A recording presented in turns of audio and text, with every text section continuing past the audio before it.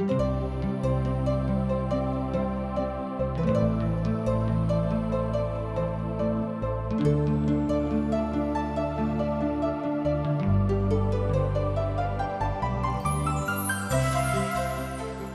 बाजै छथिन, संपूर्ण मन सँ परमेश्वर पर अहाँ भरोसा रखियो आ अपन समझ के सहारा नहीं लियो आ हुनके स्मरण क सब काज के करियो, तहने वह अहाँ के लेल सीधा मार्ग देखेथिन।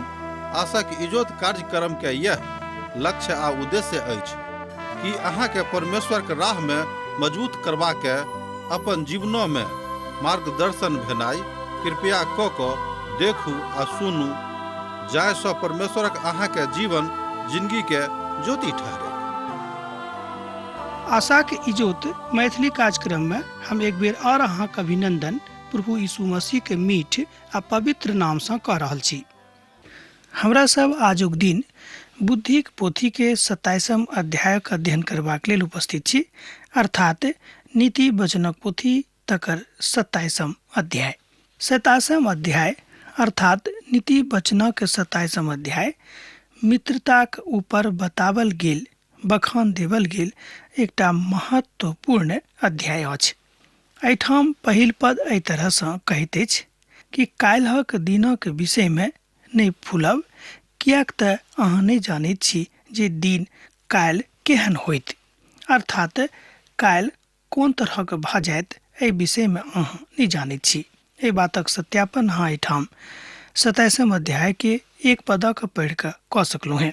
एहिठाम एकटा एहन दर्शनक ऊपर बखान अछि बा देवल गेल अछि जाहि बातक प्रभाव आ असर सब गोटेक ऊपर पड़ैत अछि।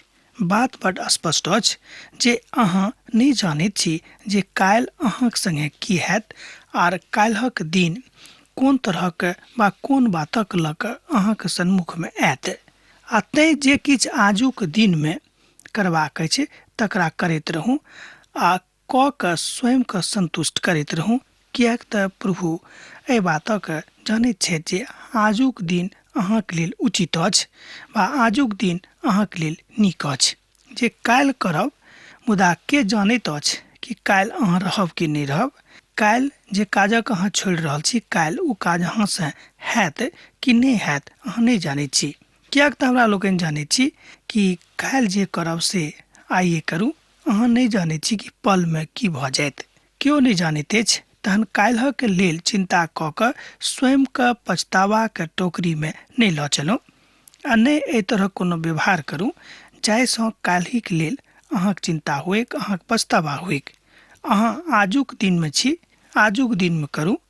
अहाँ आजुक संदर्भ में छी, अहाँ आजुक के विषय में सोचू आ संदर्भित भऽ कऽ एहि कथा के मानैत चलू। यह आशा राखू कि अहाँ परमेश्वरक पवित्र वचनक अनुसार चलि रहल छी, अर्थात परमेश्वर अहाँक संग में छथि आर अहाँक संगे प्रभु काज कऽ रहल छथि। इब्रानियोक पोथी तकर 4 अध्याय आ तकर 7 वचन कहैत अछि, तकरा अहाँ देखियौ। अतः कोनो विशेष दिनक ठहरा कऽ अतेक दिनक बाद दाऊदक पोथी में तकरा आजुक दिन कहैत छथि, जेना पहिने बाजल गेल छल जे जँ अहाँ आजुक दिन हुनक शब्दक सुनब तऽ अपना मनक कठोर नहीं बनायब। एहि बातक अहाँ एहिठाम सत्यापन कऽ सकैत छी। इब्रानियो पोथी तकर 4 अध्याय आ 7 पद में। दूसर कुरिन्थियो पोथी तकर 6 अध्याय आ तकर 2 पद कहैत अछि, कियाक तो बाजैत छथि जे अपन प्रसन्नताक काल में अहाँके सुनि लेलहुँ हैं और उद्धारक दिन हम अहाँके सहायता कयलहुँ हैं। देखियौ अखन ओ प्रसन्नताक काल अछि, देखियौ अखन ओ उद्धारक काल अछि। कतेक नीक वचन अछि। दोसर कुरिन्थियो पोथी तकर 6 अध्याय आ तकर 2 पद। यशाया अपन पोथी में लिखैत छथि, यशाया पोथी तकर 1 अध्याय आर तकर 18 पद। यहोवा कहैत छथि, आउ हमरा सब अपने गप सप करब, अहाँक पाप कियाक नहीं काटल गेल। अर्थात अहाँ जे किछु गलत काज कयलहुँ हैं तकरा अहाँ बिसरा दियौक। अर्थात पिता परमेश्वर चाहैत छथि कि जे किछु अहाँ कयलहुँ हैं, जे किछु गलती अहाँ से भेल अछि तकरा अहाँ बिसरा दियोक अर्थात तकरा अहाँ छोड़ि दियोक। एहि बातक एहिठाम ईसायाक पोथी 1 अध्याय के 18 पदक पढ़ि कऽ अहाँ सत्यापित कऽ सकलहुँ हैं। एहि बातक एहिठाम यहोवा कहैत छथि, अर्थात परमेश्वर कहैत छथिन। पौलुस एहि बातक प्रेरितक पोथी, ध्यान दियोक, पौलुस एहि बातक प्रेरितक पोथी तकर 24 अध्याय आ तकर 25 पद में एहि तरह से कहैत छथि, कियाक तऽ मिस्री लोक सब एहि में नहीं जानैत रहैत। अहाँ सब आजुक दिन चलि जाउ, मुदा अहाँ सब काल्हि नहीं जाय पाएब। एहि तरह हमरा लोकनि देखैत छी, ओ कहैत छथिन कि अहाँ सब आइए चलि जाउ, कियाक तऽ काल्हि अहाँ सब नहीं जा सकब। आजुक दिन तऽ सर्वदा उद्धारक दिन अछि। ध्यान दियोक, आजुक दिन तऽ सर्वदा उद्धारक दिन अछि। अहाँ नहीं जानैत छी जे काल्हि अहाँक लेल की लऽ कऽ आयत। एक बेर एहि बातक अर्थ देखियौ, आजुक दिन तऽ सर्वदा उद्धारक दिन अछि। अहाँ नहीं जानैत छी जे काल्हि अहाँक लेल की लऽ कऽ आयत। एहि तरह आजुक दिन जे अहाँक मौका भेटल अछि, तकर अहाँ फायदा उठाउ, तकर पवित्रता में अहाँ बनल रहू। अहाँ नहीं जानैत छी जे काल्हि अहाँक संगे की भऽ जायत। अहाँक प्रशंसा लोक करत तऽ करत, मुदा अहाँ नहि अपने करब। दोसर गोटे अहाँके सहराबैक तऽ सहराबऽ दियौन, मुदा अहाँ अपना आपके नहीं सहराबियौक। एहि बातक हमरा लोकनि एहिठाम देखैत छी पद 2 में, अध्याय तऽ अहाँ जानिए रहल छी 27। गोलियतक एहि नीति वचनक सुनबाक रहनि, कियाक तो अपन प्रशंसा स्वयं करैत छलाह। कियाक तो इस्राएली के सेना के सन्मुख में ठाढ़ भऽ कऽ ओ अपन प्रशंसा कऽ कऽ अपन सराहना अपने मुख से कऽ रहल छलाह। ओ अपना देही के मूसक पकड़ि पकड़ि कऽ बाजि रहल छलाह, प्रशंसा कऽ रहल छलाह कि देखियौ, अहाँके युद्ध भूमि में, अहाँके सैनिक में हमरा से बेसी के लोग छथि जे बरियार छथि। एहि दुआरे ओ सब परेशानी में पड़ि जायत। एहि तरह हुनक विश्वास रहनि। मुदा परमेश्वरक दास दाऊद एहि बातों से हुनका ऊपर कोनो प्रभाव नहीं पड़लनि आ नहीं ओ डेरेलाह। कियाक तऽ हुनका विश्वास रहनि कि प्रभु हमरा संग में छथि, तैं एहि काजक हम खूब नीक रीति से कऽ सकैत छी। पाथर तऽ भारी अछि और बालू में बोझ अछि, मुदा मूढ़क क्रोध ओहि दुनू से भारी अछि।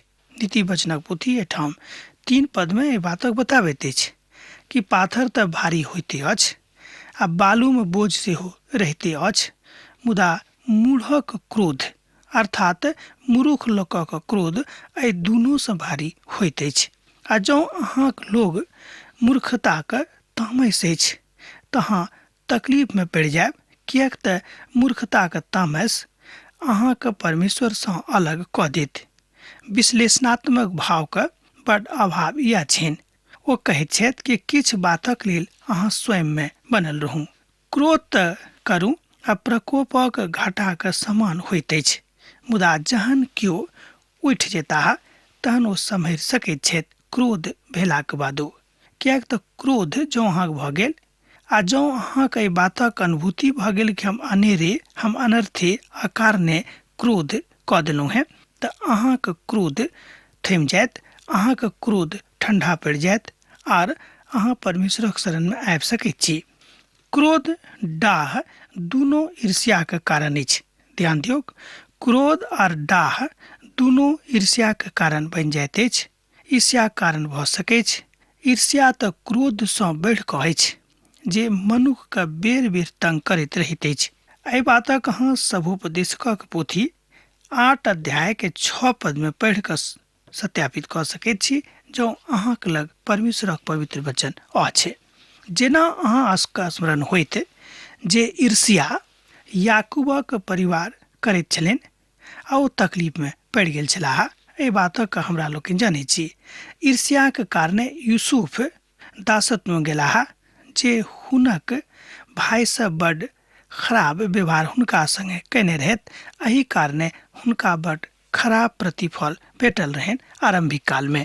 झाँपि तोपि कऽ नहि डरायब, कियाक तऽ जँ अहाँ कोनो काज झाँपि तोपि कऽ कऽ रहल छी, अर्थात जँ अहाँ कोनो काजक गुप्त रूप में कऽ रहल छी, तऽ ई उचित नहि अछि। कियाक तऽ परमेश्वरक नजर सबठाम अछि आ प्रभु अहाँके देख रहल छथि कि अहाँ कोन काज कऽ रहलहुँ हैं। आ जे घाव मित्रक हाथ में लागेक ओ विश्वास योग्य अछि, मुदा बैर बेसी लागैत अछि। हमरा लोकनि देख रहल छी मित्रताके ऊपर अब एहिठामसँ चर्चा गंभीर भऽ जाइत अछि। एहिठाम बतायल गेल अछि कि जे केओ अहाँके नीक दोस्त छथि, जे केओ अहाँके नीक मित्र छथि, सचमे जँ ओ अहाँके दोस्त बनैत छथि तो अहाँके लेल पैघसँ पैघ काज कऽ लेताह, अहाँके लेल पैघसँ पैघ तकलीफके उठा लेताह, अहाँके संगे सदा कालमे रहतथि। यह थिक नीक मित्रके चिन्ह आ पहचान। एहि बातक ऊपर पवित्र बाइबिल में बहुत बेसी उदाहरण देवल गेल अछि। संत पौलुस पतरस के बड़ डांटने रहथि जहन ओ गैर यहूदी के संगे भोजन करबासँ मना कऽ देने रहथिन। एकर मतलब ई नहि भेलै कि पौलुस पतरससँ प्रेम नहि राखैत रहथि। पतरस हुनक बड़ नजदीकी दोस्त रहनि, तैं ओ अपन दोस्तके नीक बुझि कऽ हुनका डांटलखिन आ पतरसक ओहि डांटऽ पर आवश्यकता रहनि, किएक तो बुझैत रहथि कि जँ हम हिनका नहि डांटबनि तऽ ई नहि सम्हरताह। मुदा हुनका दुनूके बीचमे कोनो दुर्भावना नहि रहनि। आब तऽ स्पष्ट भऽ गेल होइत कि हुनका दुनूके बीचमे कोनो प्रकारक कोनो तरहके दुर्भावना नहि रहनि, मात्र मित्रता रहनि। खाली मित्रता, विशुद्ध मित्रता, विशुद्ध दोस्ती। ई बड़ नीक काज अछि। जँ एहि तरहक दोस्त अहाँक छथि तऽ हम कहब कि अहाँ बड्ड नीक छी, अहाँ बड्ड सौभाग्यवान छी। गलतीके सुधार कोनो काजक कोनो भावके नीक बना दैत अछि।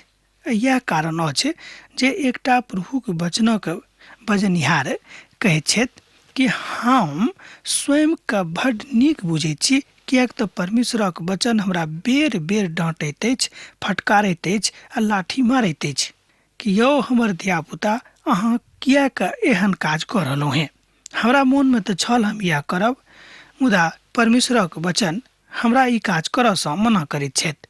तहन ओ बाजैत छथि आगाँ कि हम तऽ इएह बुझैत छी कि परमेश्वरक वचन सबसँ नीक मीत छथि हमर, सबसँ स्पष्ट दोस्त छथि हमर, सबसँ भला दोस्त छथि हमर, सबसँ बेसी सहायता करऽवला दोस्त छथि।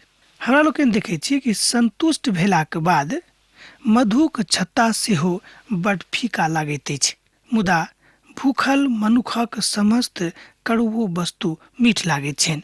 एहि बातक अहाँ एहिठाम देख सकैत छी नीति वचनक पोथी तकर 27 अध्याय आ तकर 7 पद में। अर्थात मान लियो अहाँ दिन भर भूखल छलहुँ हैं आ साँझ का अहाँके भेटन भेटल, अर्थात ओहि कालमे अहाँके लागत जे देखियौ ई भोजन कतेक नीक अछि। वस्तुतः ओहि भोजन ओतेक नीक नहि अछि जतेक नीक भोजन अहाँ रोज करैत छलहुँ हैं। कारण की छल कि अहाँ दिन भर भूखल छलहुँ हैं, अहाँके भोजन नहि भेटल छल, ताहि कारणे जे भोजन अहाँके भेटल ओ बड्ड नीक लागल। ई बड्ड स्वाभाविक बात अछि, ई बड्ड व्यवहारिक बात अछि, जाहि बातक एहिठाम पवित्र पोथी बाइबिलमे हमरा लोकनि देख रहल छी। बड्ड नीक वस्तुके आवश्यकता सब लोकक छनि। प्रभु सेहो चाहैत छथि कि हुनक लोकक लगमे खूब नीक वस्तु रहनि।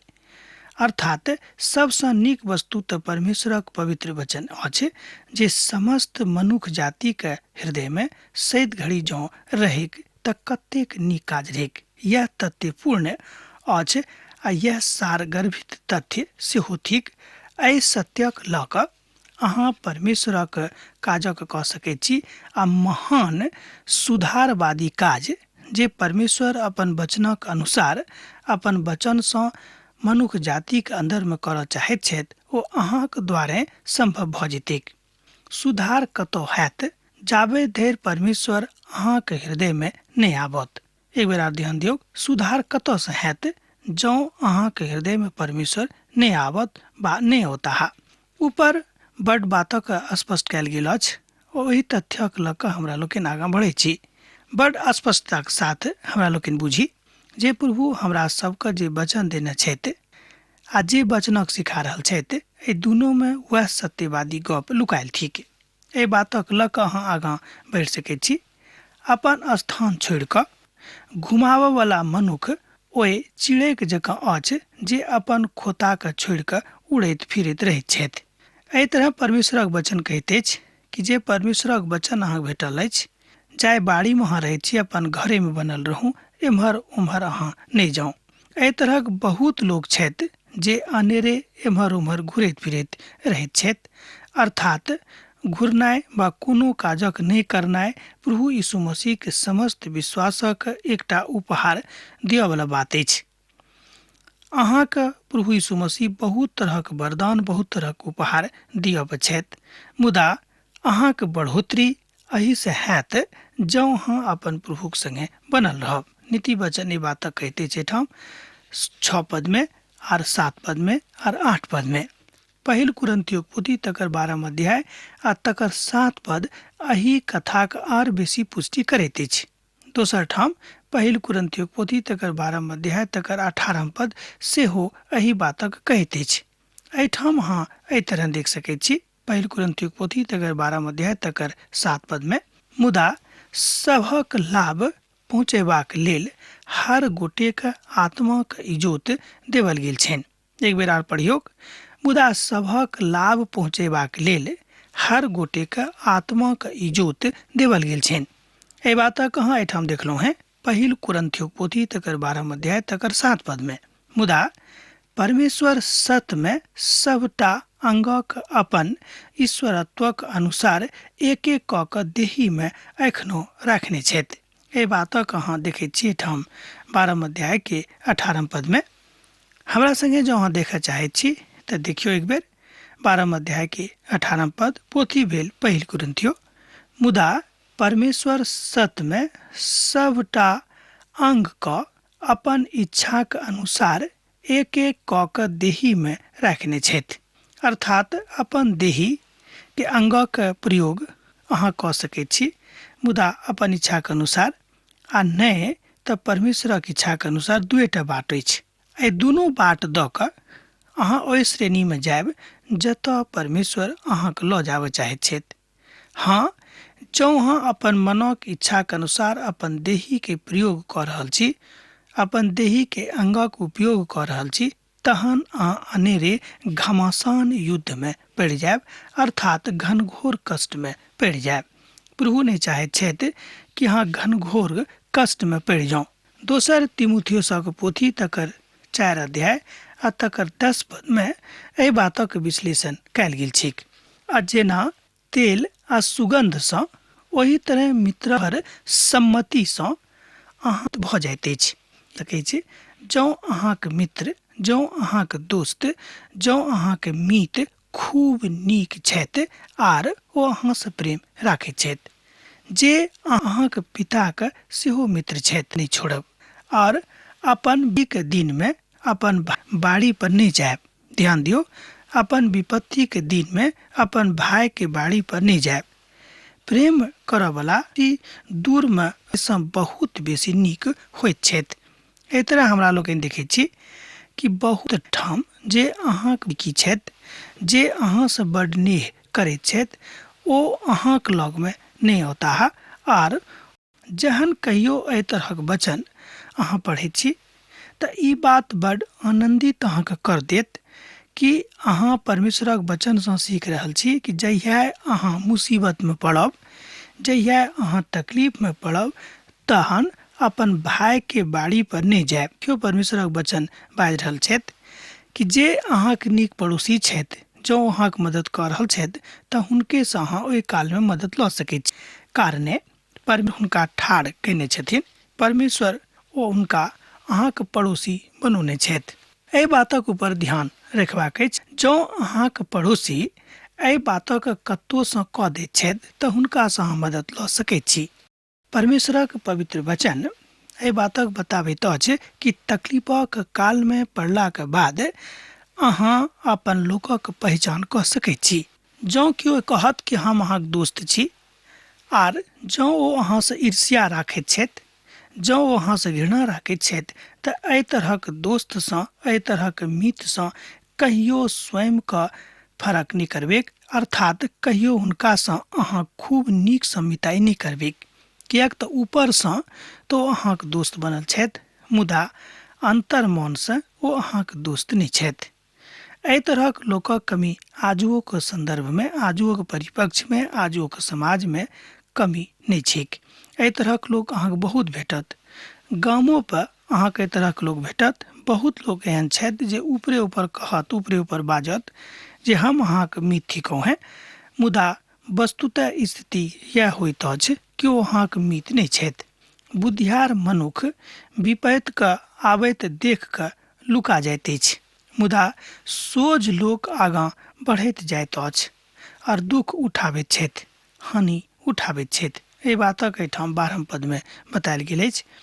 मान लियो दुख आबि रहल अछि, मान लियो कोनो एहन बात आबि रहल अछि जाहि बातक बुझनाइ ओतेक नीक नहि होइत अछि, तहन अहाँके एहि बातक बुझि कऽ अपन प्रभुक शरण में जयबाक कोशिश करबाक अछि। आ दर्शनक पड़लाक यह एकटा बड्ड पैघ कथा अछि। कदापि यह तथ्य ओहिठाम आबि कऽ अहाँके ओहि बातक सम्हारि कऽ बाजैत छथि। हमरा सब जानैत छी जे की आबि रहल अछि और की जा रहल अछि। अर्थात जँ पवित्रता अहाँके लग सँ जा रहल अछि तहन अहाँ सत्यानाशक दिस बढ़ि रहल छी, आ जँ नीक बात अहाँके लग में आबि रहल अछि तहन अहाँ परमेश्वरक और बेसी नजदीकी में आबि रहल छी। अर्थात अहाँके मिताई, अहाँके दोस्ती अहाँके प्रभुक संग और बेसी गहीर भेल जा रहल अछि। यह बात अहाँके सिखबाक अछि, हमहूँ यह बातक सीख रहलहुँ हैं।